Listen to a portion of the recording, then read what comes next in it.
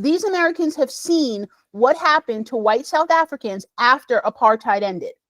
And no one understands that anxiety better than Elon Musk. In this video, I'm going to show you why so many people are toying with Hitler's ideas and what I think they should be doing instead. Let's start with this guy. All right, you may have seen recently Elon Musk's haircut is identical to Hitler's haircut. Now, this was all over the news. He tried to deny it, but you really can't deny this, right? Elon Musk is a man of the world. He certainly understands. He has certainly seen these images of Hitler before. Now, you may be thinking, oh, this is just a coincidence, but it's not. These men are going into their barbershops and they are specifically requesting these haircuts. And I'm going to show you a little bit later exactly how they're doing it. Who else is doing it? Okay. If the haircut weren't enough, they're also mimicking the Nazi salute. We see the richest man in the world doing it, but it's not just the richest man in the world. Here, this lady is just a basic local government official, possibly a county clerk or something like that, right? This is the lady maybe behind the desk when you go in there, or maybe she's a local elected official. She's doing it. Then you've got Steve Bannon doing it, but they're not the only ones. Who else is using it? We've got not just national leaders and local officials. We've got men, women, and children. Have you guys seen the footage of the children doing the Nazi salute? We've got students in our schools. We've got the local neighborhood punks, right? The white supremacy group, the ones that meet up after dark. We've got white activists. We've got professional athletes. Like this thing is everywhere. And here's the thing. Why does this matter? It matters because, one, America looks just like Germany did when Hitler was able to go from a nobody to a national hero. Now, if you know Hitler's story of how he rose to power, it's particularly scary because early in his life and early in his career, he was a little bit passive and a little bit mousy, right? So you got to watch out for those guys, because simmering underneath is often the type of rage that puts a Hitler in power. But America looks, from a political, social, and cultural level, America looks just like Germany did. Okay, so why is that? The first one is both Germany at that time and America now, there's economic desperation and national humiliation, right? So let's look at Germany when Hitler was able to rise to power. Crushing reparations, this is the Treaty of Versailles, if you know that history, right? So Germany had debt to pay, they had hyperinflation. The middle class had been decimated. There was mass unemployment and the despair that goes along with all of that. What do we have now in the US? We have a widening wealth gap, the erosion of the middle class, rising housing and healthcare costs. Now, let me say this. Some of this stuff is true, but it doesn't matter at this point what's true. It just matters how people feel, right? So certainly stagnant wages, and people feel a national sense of decline and a loss of their former greatness, right? This is what stokes the Make America Great Again, right? There's this nostalgic view of history that in a lot of cases isn't even true. What else? Political instability and public disillusionment. In Germany, right, the government was weak and seen as illegitimate by many people. Hello. Political gridlock, right? The parties could not get anything done in government because back then they had lots of parties vying, right? We've got two big parties vying, can't get anything done. Rising street violence. In their case, it was between the far left and the far right. We have some of that here, but ours is racialized. What does it look like in the US? Deep partisan divides and gridlocking in Congress. Declining faith in institutions, right? How many times have you heard people say that they no longer believe in the Supreme Court? People don't believe in elections. People don't even believe that elections are real anymore, right? Nobody trusts the media, right? Fake news. There's political violence and normalization of extremist rhetoric, right? This is the thing that gets me about this more than anything else. How public this all is. People don't even feel the need to hide how they feel about these things. Okay, what else? Cultural anxiety and a search for identity. In Germany at the time, people felt like there was a loss of traditional values, right? The rise of modernism and liberalism. Some of this is generational, right? Every generation comes in and the old guard thinks that, you know, society is going to hell in a handbag. Cultural disorientation, people don't know which way to go. They don't know up from down. Also, Hitler offered them keywords, right? He knew all the buzzwords: purity, order, a clear national identity, right? Not all this murkiness of these immigrants or whatever, right? And then there was scapegoating Jews, communists, and others. You guys, these are the telltale warning signs of how someone like a Hitler rises from being a nobody to being a somebody. So what do we have here in the US? We have culture wars over race, gender, immigration, and education, rising Christian nationalism, white identity movements, scapegoating again, but this time it's immigrants, LGBTQ, and racial minorities. Classic telltale signs. Okay, so for people who are embracing this Nazi ideology, this is not just a political fight, right? This is literally a turf war. They're fighting for everything. They're not just fighting for real estate, though that is one thing, but they literally are fighting for their identity. They're fighting for their space, for the legacy of their people. That's how they feel. Whether or not it's true, I don't know, right? The white man fears being replaced by others, right? Which would, in effect, turn them into the other, right? The minute they become the minority, they become the other. And I got to say, if you've heard me in other videos, I think this is true. Right? A lot of it is imagined, right? These imagined phantom grievances. But some of this is true, right? It is true that white men are losing. So if I were a middle-aged white man, I would be angry, I would be fearful, I would be hateful. I get it. And if I'm the wife of one of those men, I would feel the same way. They're not imagining that. This is happening to them, right? But I'm going to show you what I think they need to do instead, because they feel like they are being disinherited from the country that they built. Now, that is fantasy, but they still feel that. Okay, so what happens when people start feeling this way, right? What makes a place ripe for a Hitler? Tribalism and economic uncertainty. When you put those two things together, right? When your savings are gone, your identity is challenged, and your values are mocked, people become extreme, right? Being extreme doesn't seem to be the threat. It looks like a lifeline. It's the thing you're grabbing for in the dark. Okay, now let's look at this guy. Talk about a nobody becoming somebody. You guys may have seen by now Jake Lang. This guy, his name is Edward Jake Lang, right? I got that from his federal dockets.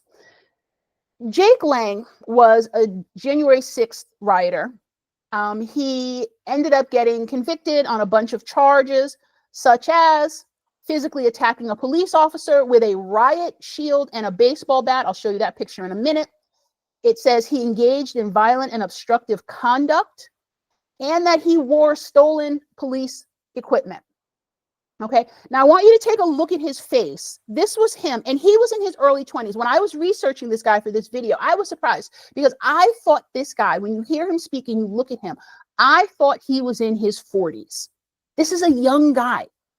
In January 6th, he was in his early to mid 20s. This is him. He looks like a neighborhood kid who's angry about something. Okay, now I want you to look inside this red circle. This is him wearing the stolen helmet. And he really believes that he is really fighting for something. I mean, this is incredible. This is him. He's got on a gas mask, a baseball bat, a riot shield. I don't think he'd stolen the police helmet at this point. But this guy, I mean, he is really feeling like somebody with a real job to do. But here's the thing. Here's why this is so scary, because this guy's a nothing. He's a nobody. But Hitler also was a nothing, a nobody. If you're interested in that, look up Hitler's sort of career path. He was a mousy, passive guy. He was a government bureaucrat pushing papers who got a microphone and said the things at some point that the people wanted to hear. So if Hitler can do it, this guy, this loser, he might actually have a shot. I mean, he looks like he is really preparing for something. Okay, now we talked about people mimicking Hitler's appearance. This is him after being pardoned by President Trump. And on the left is actually a young Hitler.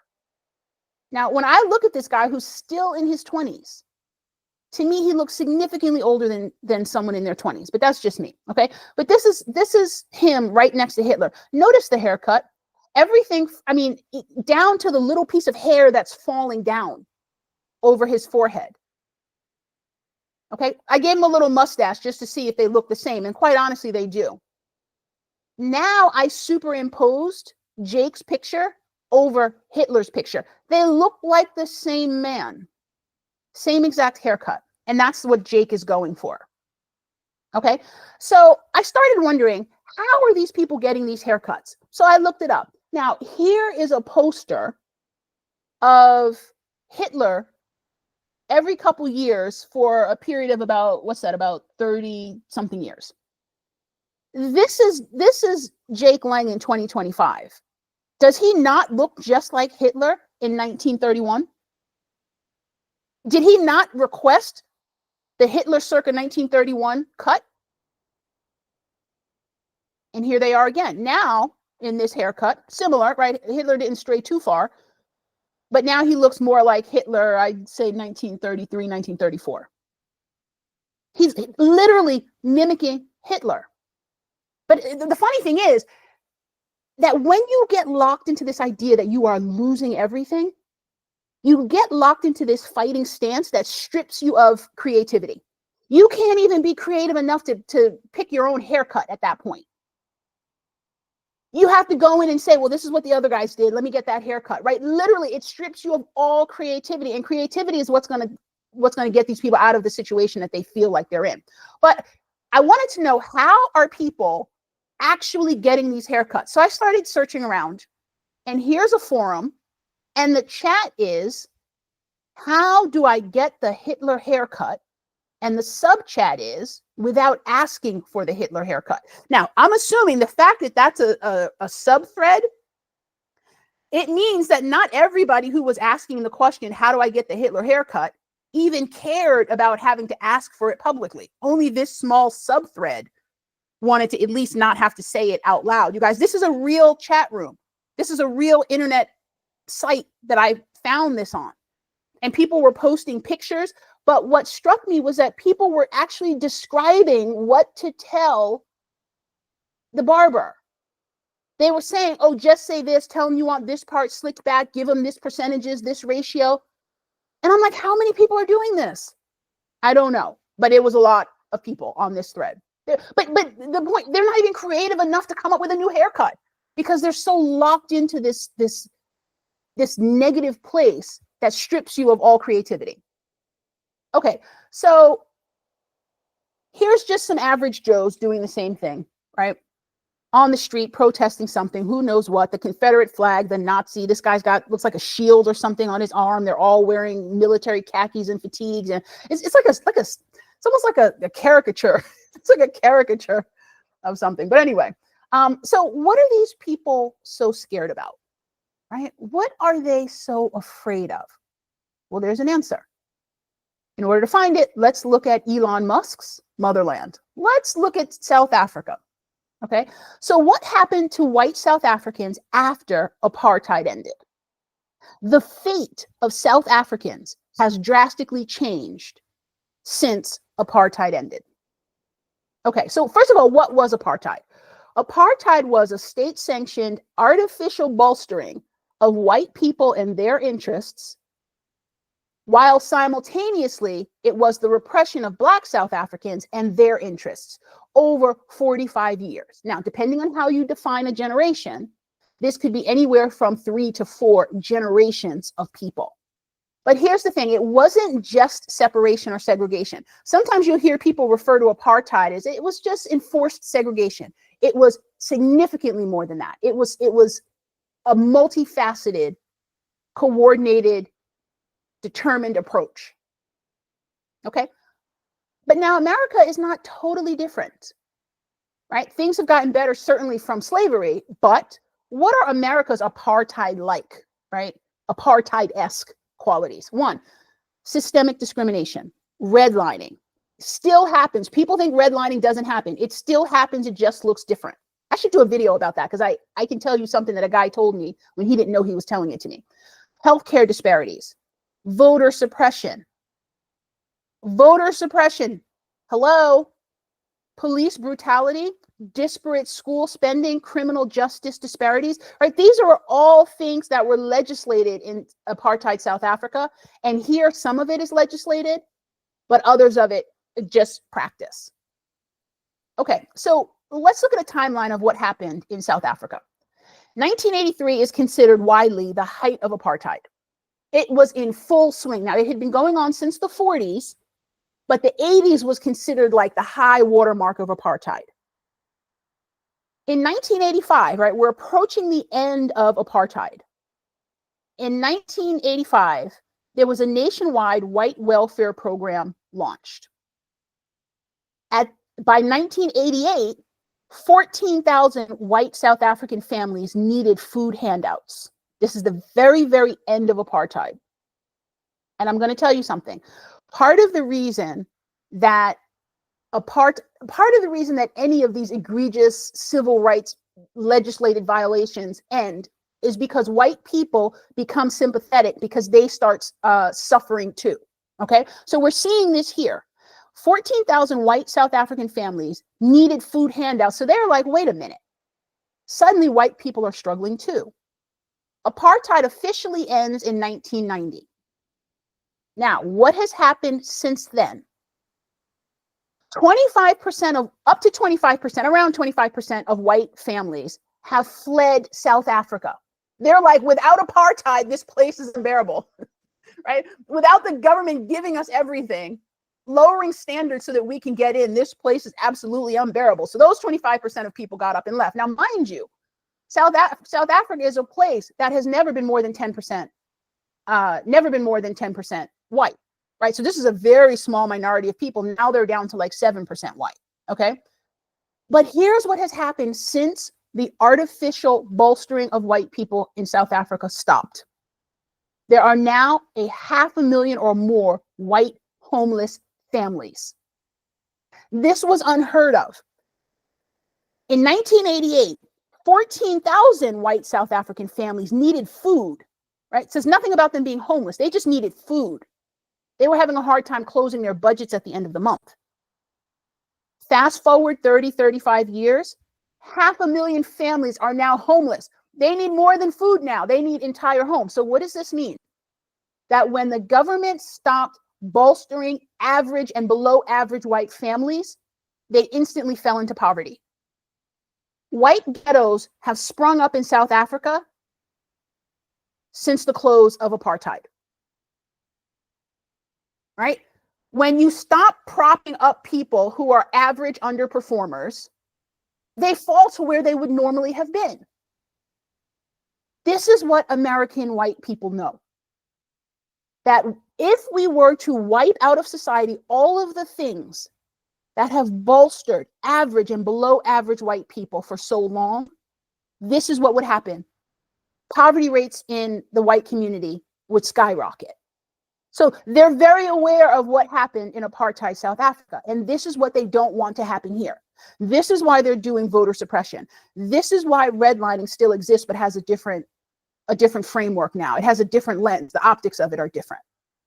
To avoid 500,000 homeless white families. Now, keep that in mind. Keep in mind that I said that there's only a few million people, a few million white people in South Africa. Right? So this is a sizable percentage of the white community. Okay, so here's what I think, and I'm going to wrap this up. Here's what I think white people should do instead of becoming Nazis. Just focus on being excellent. Focus on being excellent as the fastest path back to superiority. Okay, when I look at those crowds, the January 6th, when I look at these marches, if you took all of those man hours and instead of, spewing outrage and hate and vitriol and venom and anger, teach your kids how to read, because Americans cannot read. And this is white Americans too. Teach your kids how to do math. Teach your kids how to be critical thinkers. Teach your kids how to start businesses. Teach your kids how to be agreeable. Right? How to go along to get along. If you focus on excellence, you don't have to worry about who's trying to come and get. Because here's the thing, at the top of the economic spectrum, that air is wide open up there, right? People who are truly, truly exceptional, whether it's at the college level, the career level, there is so much air up there. Go up there. So that's what I say. If you're on the fence, if you're being seduced by this Nazi rhetoric, if you're telling your barber without telling him to cut your hair a certain way so you can look like this guy, forget all that. Put that energy towards being excellent. Don't waste your time in the chat rooms. Don't go to all the marches. Don't be in my comments hating and spewing evil. Just focus on being excellent. Read a book, start a conversation, travel the world, do something. So anyway, that's my suggestion. It seems like a faster path back to being superior because the air up there is clean, it's clear. All right, if you like what you saw here, thank you very much for coming. If you would like, share, subscribe, hit the bell notification, and leave a comment, I would really appreciate it. My name is Gray, and this is Counsel Gray.